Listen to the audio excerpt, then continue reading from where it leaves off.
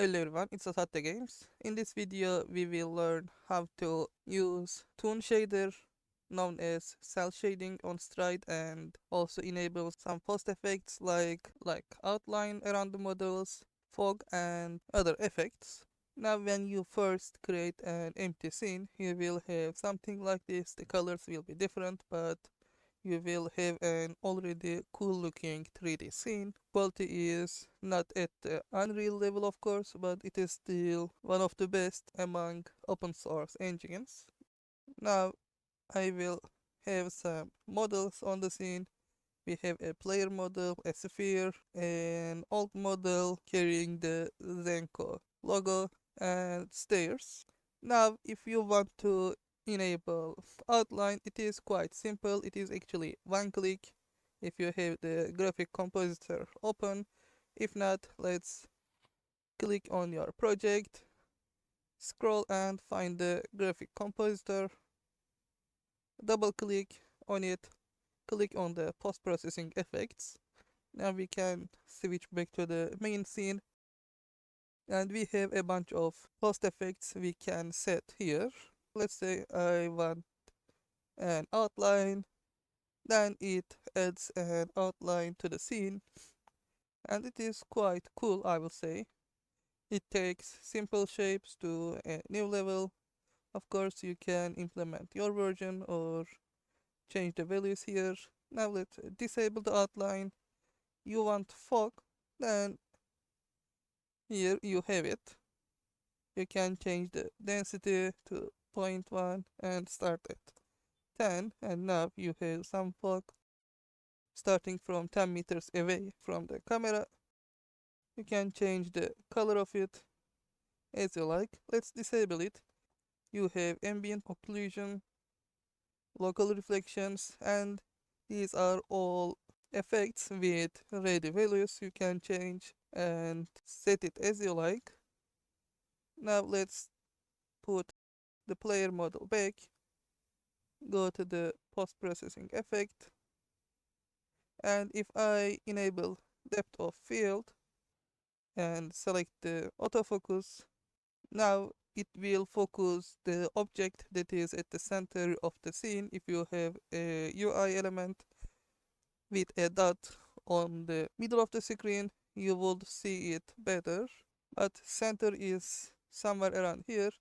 Now I will center the stair, and you will see that some of the I will center the stairs and some of the sphere is blurred out. You can change the values, of course. You can see that orange object is also blurred, and you can focus on the player if you get it to the center, and it autofocuses on the object you are looking at. It's a cool effect. Let's disable it. You have bright filter, bloom, light streak, lens flare, and color transform. On it you can have tone map, film grain, and some other effects you can add. The initial settings are already cool, but you can get the quality up using these values. Of course, you can always use custom shaders too, but it's nice to know there are ready shaders you can simply enable or disable.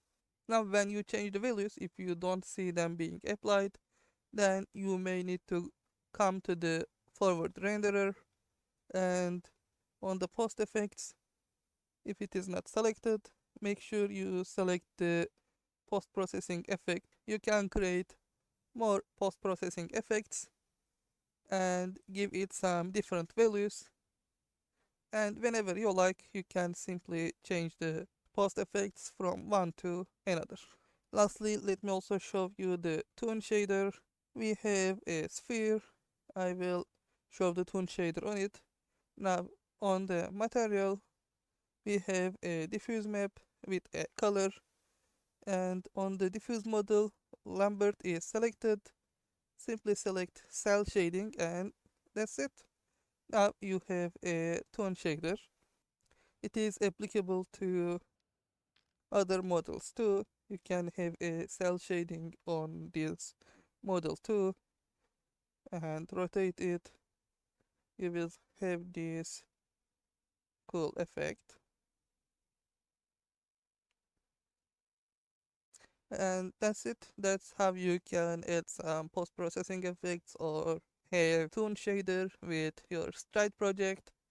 You don't have to write a single line of code. You can always create shaders for some cool effects. And this is a cool example that shows what you can do with Stride. It is a realistic ocean shader. You have the skybox reflections, and that's it. That's how you can enable post-processing effects with Stride, as well as applying Toon shaders to your models. If you have any questions, you can ask on the comment section. Thank you for watching and have a nice day.